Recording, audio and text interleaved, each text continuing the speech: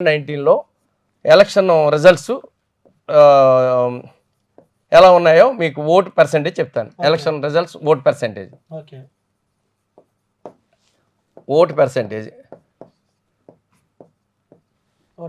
Vote percentage last 2019లో YSR government 50.5 vote percentage తోటి 151 seats వచ్చినాయి. అలాగే టీడీపీ 39.5%తో 23 సీట్స్ వచ్చినాయి. జనసేన జేఎస్పీ 5.5తో 1 సీటే వచ్చింది. సో అదర్స్ ఇంకా మిగిలిన పర్సెంటేజ్ ఇంకెంత 4%, 4.5 అంత ఉంది అదర్స్. సో 0 వచ్చినాయి. అయితే ఇక్కడ ఇప్పుడు ఈ 3 పార్టీలు, బీజేపీ ఇందులో 1% ఉంది.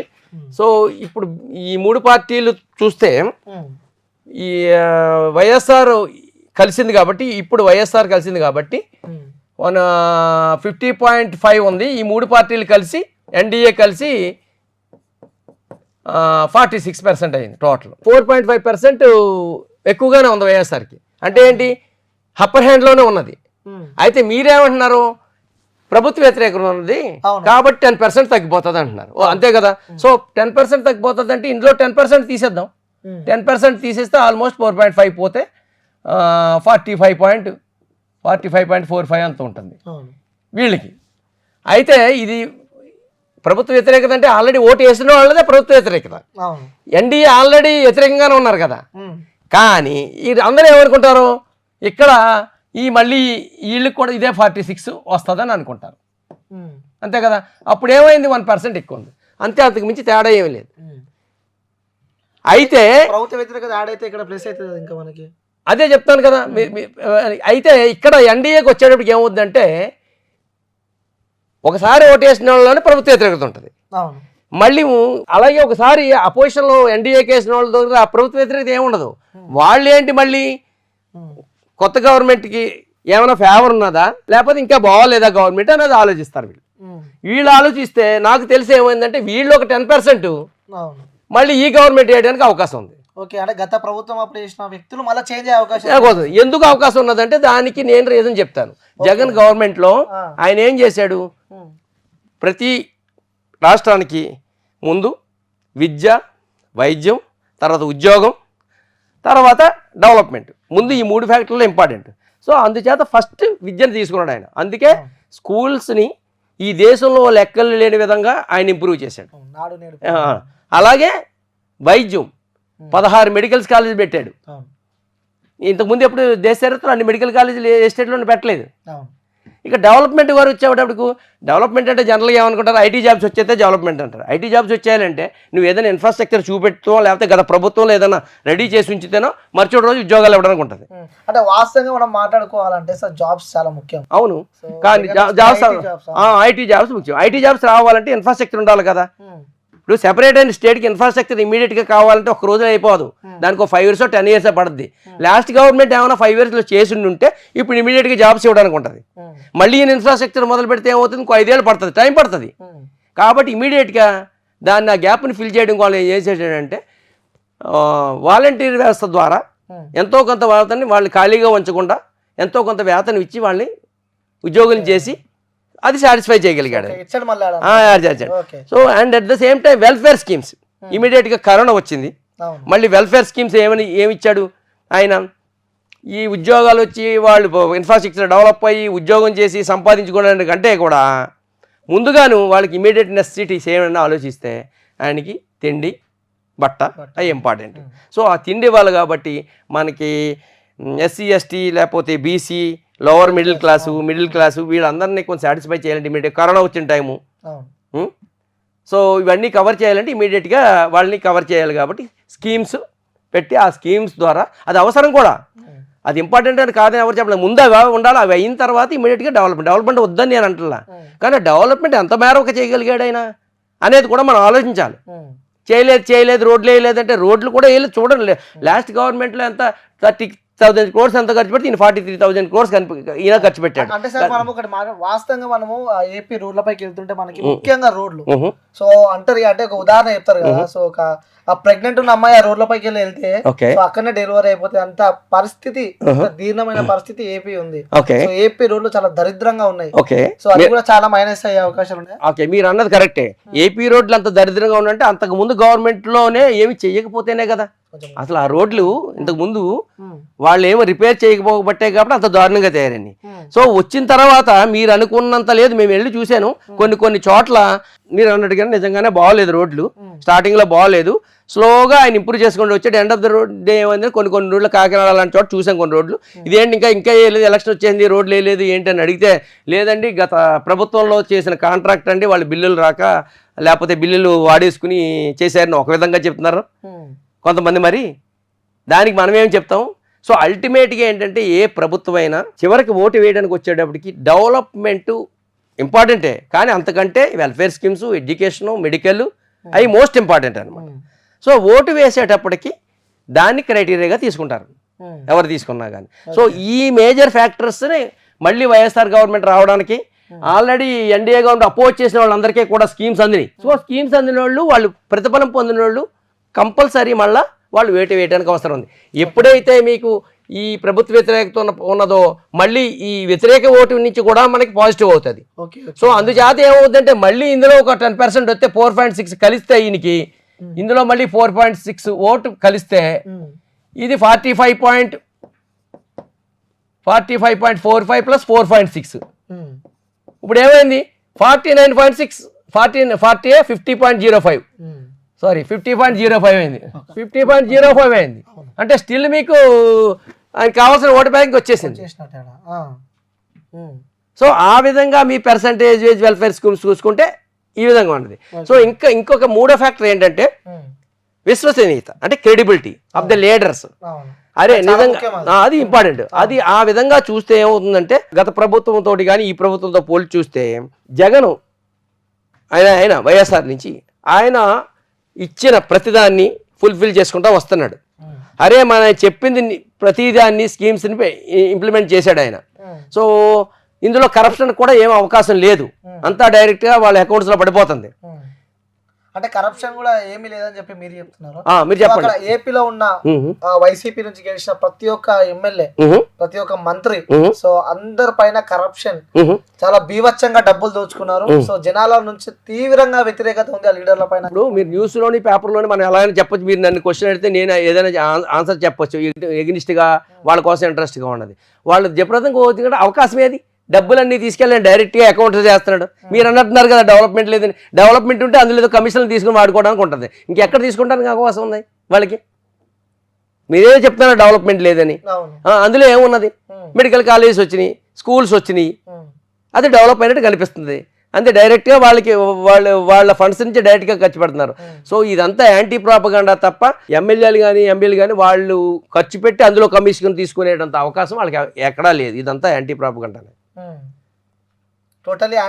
యాంటీ కావాలని చెప్పింది తప్ప అందులో వాళ్ళు తీసుకుని చేసడానికి ఏమి కనిపించట్లేదు. సో మీకు ఇంకేమైనా క్వశ్చన్? అలాగే విశ్వసనీయతకు వచ్చేటప్పటికి ఏముందంటే జగన్ ఆయన ఆయన చెప్పిన ప్రతి స్కీమ్ని ఆయన ఇంప్లిమెంట్ చేస్తున్నాడు. అదే చంద్రబాబు నాయుడు గారు ఉన్నారనుకో, ఆయన 14 years చేశారు, చివరిలో వచ్చిన తర్వాత ఆయన ఫుల్ఫిల్ చేయలేకపోయాడు. మళ్ళీ ఏంటి యాంటీ ప్రాపగాండా చేశారు. ఏమని యాంటీ ప్రాపగాండా చేశారు? ఇలా స్కీమ్స్ ఇచ్చుకుంటా పోతే ఇది ఏదో నైజీరియా అయిపోద్ది, శ్రీలంక అయిపోతుంది, అయిపోద్దని యాంటీ ప్రాపగాండా చేశారు. ఒక్కొక్కసారి ఏమవుతుందంటే విశ్వసనీయత కోల్పోయారనుకో, వాళ్ళు ఏ మాట చెప్పినా అది నెగిటివ్గా రిఫ్లెక్ట్ అవుతుంది. ఆయన ఆ విధంగా ఏమో అయిపోతుందని చెప్పి మళ్ళీ నేను ఇస్తానని మొదలెట్టాడు ఆయన. నేను మళ్ళీ ఇస్తానంటున్నాడు ఆయన. మరి మళ్ళీ నువ్వు ఎలాగ ఇవ్వగలవు? వాటర్ మైండ్ సెట్ అలా ఉంటుంది. ఇప్పుడు ఒక మాట మాట్లాడి అదే పని చేయదని చెప్పి మళ్ళీ అది ఇస్తుంటే ఆయన మీద నమ్మకం పోయింది. ఇచ్చే హామీలు అన్ని దొంగ హామీలు, వైసీపీ ఇచ్చే హామీలు ప్రతి ఒక్కరు దొంగ హామీలు. సో మా 6 గ్యారంటీలో ప్రతి ఒక్కటి మేము గెలవగానే అమలు చేస్తామన్నట్టు కూడా కూటమి చెప్తున్నారు. అదే అంటుంటా. ఇప్పుడు వైఎస్ఆర్ ఇప్పుడు జగన్ ఏం చేశారు? ఆయన ఇచ్చిన ప్రతి నవరత్న అన్నింటినీ ఇంచుమించు 99.9 అందరికీ తెలుసున్న విషయమే. ఏ ఫలానా దాన్ని ఇంప్లిమెంట్ చేయలేదు, పలానా దాన్ని ఫుల్ఫిల్ చేయలేదు ఎవరినైనా చెప్పమనండి అని ఫుల్ఫిల్ చేశాడు. అదే చంద్రబాబు నాయుడు గారికి వచ్చేటప్పటికి లాస్ట్ టైము అన్నవి ఫుల్ఫిల్ చేయలేకపోయాడు ఆయన. మళ్ళీ ఇవి ఇస్తే బీద దేశం అయిపోతుంది, లేకపోతే శ్రీలంక అయిపోతుంది, నైజీరియా అయిపోతుంది. అలాంటప్పుడు మళ్ళీ ఈయన మళ్ళీ అలాగే ఇవ్వగలుగుతాడు, ఇంకా ఎక్కువ బడ్జెట్ అలాగే ఇవ్వగలుగుతాడు. ఇవన్నీ వాటర్ ఆలోచిస్తాడు. ఇప్పుడు రేపు పొద్దున వచ్చింది దాకుండా ఉన్నాయి తీసేస్తాడేమో అని భయం ఉంటుంది ఆయనకి. అంటే గతంలో ఇచ్చిన హామీలు నెరవేర్చలే కాబట్టి సో ప్రజలలో కూడా అది వ్యతిరేకత కూడా ఉంటుంది. డెఫినెట్గా వ్యతిరేకత ఉంటుంది, డెఫినెట్గా వ్యతిరేకత ఉంటుంది. ఎందుచేతంటే ఒకసారి నమ్మకం పోయిన తర్వాత, క్రెడిబిలిటీ పోయిన తర్వాత నమ్మరు. ఆయన ప్రతి పాయింట్ కూడా ఇప్పుడు వాలంటీర్లు అన్నారు, వాలంటీర్ వ్యవస్థ మంచిది కాదన్నాడు ఆయన. మళ్ళీ అదే ఆయన మంచిది నేను ఇస్తానంటున్నాడు ఆయన. అంటే ఆయన నమ్మకం లేదు. ఒకసారి మళ్ళీ రేపు పొద్దున మళ్ళీ వచ్చిన తర్వాత ఇది మంచిది కాదని తీసేస్తాడేమో అని భయం వీళ్ళకి. అందులో కూడా వ్యతిరేకత వచ్చింది కదా. మరి వాళ్ళు ఏదో హ్యూమన్ ట్రాఫికింగ్ అని ఇలాంటివన్నీ బ్లేమ్ చేయడం, వాళ్ళు హర్ట్ అవ్వడం, వాళ్ళ పేరెంట్స్ కూడా హర్ట్ అవ్వడం, ఇలాంటివన్నీ జరిగినాయి. ఆయనకి బయటికి చెప్పలేకపోతున్నారు తప్ప. అంటే ముఖ్యంగా రాష్ట్ర ముఖ్యమంత్రి వైఎస్ జగన్ పైన కూడా చాలా ఆరోపణలు ఉన్నాయి. అంటే భూ కబ్జా చాలా వరకు ఇవన్నీ పత్రికల్లో రాశారేమో కానీ భూ కబ్జా చేశారని ఎక్కడ చూపెట్టండి మీరు. ల్యాండ్ కబ్జాలు అదే మీరు పత్రికలోని న్యూస్ అదే అసలు అది రియలిస్టిక్ గా మీకు ఎక్కడైనా ప్రూఫ్ ఉందా? ఇప్పుడు లాస్ట్ గవర్నమెంట్ ఉన్నది అనుకో ప్రూఫ్లు ఉన్నాయి. ఇప్పుడు ఒక ఆమె వనజాక్షమ ఆమెని హెరాస్ చేశారు ఒక గవర్నమెంట్ ఎంప్లాయీని. అది నార్మల్గా ఏమవుతుందంటే పబ్లిక్ ఇండివిజువల్స్ని ఎప్పుడైనా టచ్ చేస్తే పబ్లిక్లో ఇప్పుడు గవర్నమెంట్లో ఎమ్మెల్యేలు ఎంపీలు వాళ్ళు వాదుకోవడం, రాజకీయ నాయకులు మాట్లాడుకోవడం వేరు, వాళ్ళ మీద వీళ్ళ మీద కేసులు పెట్టుకోవడం వేరు.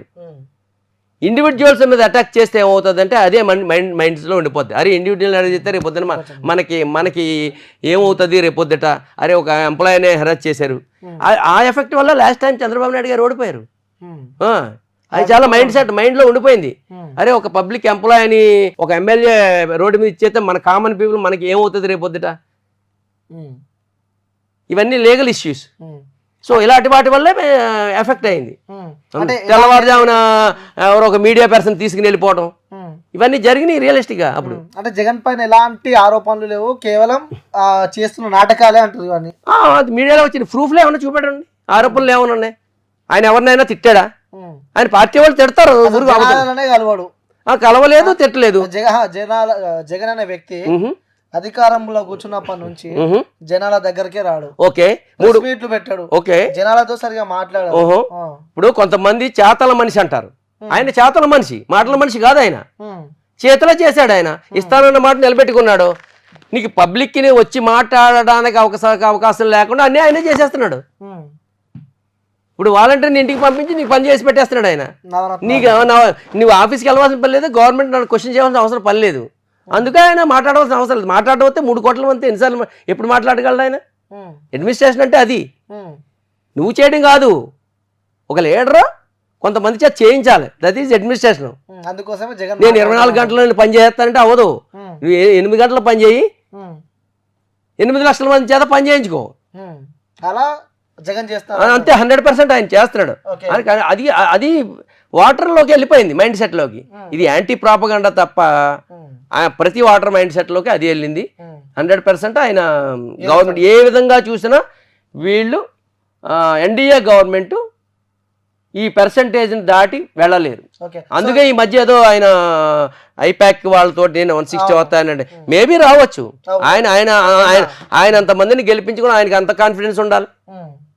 మనం ఎలా మాట్లాడుకుంటున్నామంటే అది కూడా ఈ దేశంలో ఎవడో కూడా నువ్వు నాకు మంచి చేసావని అనుకుంటేనే నాకు ఓటేమని అడిగిన వాళ్ళు ఎవరు లేరు. వేరే వాళ్ళు అలా అడగలుగుతున్నారా? నేను 14 సంవత్సరాలు ఇది చేశాను, మేము ముగ్గురం కలిసి ఇచ్చేస్తాము అని ఏం అడగట్లా. ఆయన వద్దు, ఆయన వద్దు, ఆయన వద్దు, ఆయన వద్దు, ఆయన వద్దు, ఆయన దేనికి వద్దు? What is the reason? మంచిగా చేసేవాడు వద్దన్న అవసరం వచ్చింది. ఓటర్ అదే క్వశ్చన్ చేసుకుంటున్నాడు. ఓకే, అంటే ముఖ్యంగా ఈ ఎన్నికలకు సంబంధించి కూడా ఏపీలో సో పెద్ద సంఖ్యలో ఓటింగ్ పర్సంటేజ్ కూడా పెరిగింది. ఆ యువకులు, కొత్త ఓటర్లు, సో చాలా మంది కొత్త ఓటర్లు ఓట్లు వేశారు. సో ప్రతి ఒక్కరు ఆ బీసీ ఓటింగ్ కూడా పెద్ద ఎత్తున పవన్ కళ్యాణ్ వైపు, ఈ కూటమి వైపే ఉన్నారు అని చెప్పి కూడా సో వార్తలు ఇస్తున్నాయి. అంటే మనం రియలిస్టిక్ గా మాట్లాడుకోవాలి. సో పవన్ కళ్యాణ్ వైపు ఓటు ఉన్నారు, మీరు అన్నది అని నేను అంటాను. కొంతవరకు పవన్ కళ్యాణ్కి మూవ్ అవుతున్నారు. మరి లాస్ట్ టైం రిజల్ట్స్ తో పోలిస్తే మనం దాన్ని కంపేర్ చేసుకోవాలి. లాస్ట్ టైం ఆయనకి ఎంత 5.5% వచ్చింది, అవునా? ఇప్పుడు అంత హోటల్ అంతా వచ్చేస్తే 50% వచ్చేస్తుందా? Is it possible? ఇంకో 5% పెరగచ్చు, 10% పెరగచ్చు, 10% అవ్వచ్చు, అంతే కదా. అయినా ఎక్కడి నుంచి వచ్చారు? కొత్త ఓట్లు ఎంత పర్సెంటేజ్ వచ్చింది? అంటే 10 సంవత్సరాలు ప్రతి వయసు వాళ్ళు అందరూ జనంలో ఉన్న లీడర్ కదా, ఎందుకంటే పవన్ కళ్యాణ్ వ్యక్తి సో ఓడిపోయినప్పటి నుంచి ఇప్పటిదాకా గ్రౌండ్ లో ఉన్న లీడర్ ఆయన ఎక్కడున్నాడు? ఎక్కడ లేడు. మధ్యలో తిరుగుతున్నాడు, ఆయన జనాల మధ్య ఎక్కడ తిరగలేదు. ఈవెన్ స్టిల్ ఇప్పుడు కూడా జగన్ ఇచ్చినన్ని ఫోటోలు, జగన్ గారు ఇచ్చిన ఫోటోలు ఆయన యాత్రలో ఆయన ఇవ్వలేకపోయాడు. అంటే ఎన్నికలు వస్తున్నాయని చెప్పి 2 నెలల ముందు బయటకు వచ్చిన వైఎస్ జగన్ అంటున్నారు. అది ఆయన ఎప్పుడు ప్రజల్లో ఉన్నట్టే లెక్క. ఒక చీఫ్ మినిస్టర్ ప్రజల్లో రోడ్ల మీద తిరుగుతాడే ఏంటి అడ్మినిస్ట్రేషన్ మానేసి? ప్రజలకు ఏం కావాలో ఆయనకు తెలుసు కాబట్టి ఆయన ఫుల్ఫిల్ చేస్తూ వాళ్ళ టీం ద్వారా, అదే వాళ్ళ యంత్రాంగం ద్వారా కావాల్సినవన్నీ ప్రజలకి అందించాడు. ఓకే, మొత్తానికి ఓటింగ్ పర్సెంట్ అంతా పోల్ ఓకే. సో కొన్ని రోజుల రిజల్ట్ రాబోతుంది. సో మీ అనాలిసిస్ ప్రకారం కూడా ఈసారి మాత్రం మళ్ళీ వైఎస్ జగన్ వస్తారని చెప్పి 100%. అందులో ఏ విధమైన అనుమానం లేదు, గట్టి కాన్ఫిడెంట్. ఎందుకంటే అవతల ఇప్పుడు మీరే ఆర్గ్యూ చేయండి, మీరు చెప్పండి ఎందుకు ఎన్డీఏ వస్తుందని మీరు చెప్తున్నారో చెప్పండి. మీరు ఎందుకు వస్తుందో నేను పర్సెంటేజ్ ఆఫ్ ఓట్స్ చెప్పాను. నేను ఆల్రెడీ 50% ఆయన ఉన్నాయి. ఆ 50% ఒకసారి 50% కూడా తగ్గొచ్చు కదా.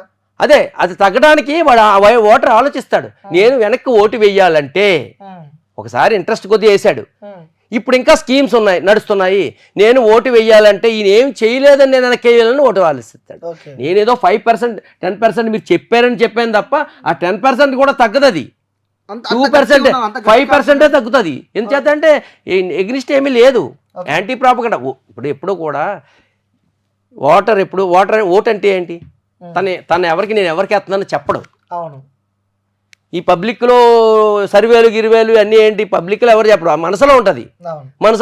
మనసులో ఏమనుకుంటాడో మన రీజన్స్ కావాలి.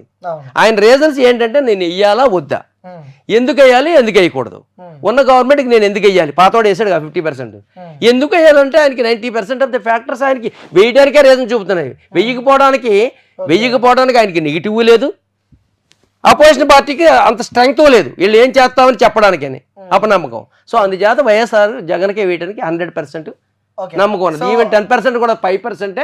అది జనరల్గా ఉండే ఇది ఇన్ఫ్లుయెన్స్ వల్ల, మీడియా ఇన్ఫ్లుయెన్స్ వల్ల పబ్లిక్ కూడా అంత తెలియదు. 4 సార్లు పదే ఏదో చెప్తే నిజమని నేను నమ్మే పర్సంటేజ్ ఉంటుంది. చివరికి వచ్చాడు ఉంటుంది. Same thing with opposition parties. Okay, so 175కి 175 ఈసారి పక్క కన్ఫర్మ్ అని చెప్పి అంటున్నారు. ఇప్పుడు 175కి 175 అంటే నార్మల్గా ఆయన చేశాను నమ్మకం చెయ్యాలి అని ఉంటుంది. కానీ కొంతమంది ఆయన నిలబెట్టిన క్యాండిడేట్స్లో కూడా 175 మంది ఫేవరబుల్గా ఆయన చెప్పినట్టుగా చేయలేకపోవచ్చు, ఆ ఓటుని తీసుకురాలేకపోవచ్చు. ఆయన రావాలని ఉంటుంది. కానీ అందులో 10 మందో 20 మందో నెగిటివ్ ఉండొచ్చు. 100% అంత యాక్టివ్ ఎమర్జీ అయిపోయినంత క్వాలిటీస్ లేకపోవచ్చు, వాళ్ళకు ఉన్నది కెపాసిటీ అంతే. సో అలాంటి వాళ్ళు కొంతమంది పోవచ్చు. అల్టిమేట్గా ఏంటంటే నాకు తెలిసి అయితే మినిమం 110 వస్తాయి. అది తర్వాత ఎంతైనా రావచ్చు అని అనుకుంటున్నాను నేను. ఈ మధ్య అందరినీ ఓటర్స్ని గ్రౌండ్ లెవెల్లో చూసిన దాన్ని బట్టి. ఓకే, సో మొత్తానికి అయితే ఏపీ గడ్డపై మరోసారి వైసీపీ జెండా ఎగరబోతుంది 100%. అందులో ఏమీ తేడా లేదు. ఎందుకంటే ఇవే ఫ్యాక్టర్స్ మీరు సొంతంగా అనలైజ్ చేసుకోండి. అపోజిషన్ ఎప్పటికీ స్టిల్ లోవర్ హ్యాండ్లోనే ఉంది. అది ఎప్పుడు అప్పర్ హ్యాండ్ రీచ్ కాలేదు. వాళ్ళు అంత స్ట్రాంగ్ అంటారు. అంత స్ట్రాంగ్ ఉంది. అప్పర్ హ్యాండ్ రీచ్ కాలేకపోయారు. మనం ఏదో ఫిగర్స్ మీడియాలో అనాలిసిస్లు తప్ప ఏదో డెవలప్మెంట్ లేదో అనే. డెవలప్మెంట్ లేదంటే డెవలప్మెంట్ చేసింది కూడా చెప్పుకోలేకపోయారు. ఇప్పుడు చేసిన వాళ్ళు కొంచెం చెప్పలేరు. నెగిటివే తొందరగా వెళ్ళిపోతుంది. నెగిటివ్ వెళ్తుంది. సరే చివరిగా ఓటు వేసాడు మళ్ళీ ఆలోచిస్తాడు. దేనికి 100%. Okay sir, thank you sir.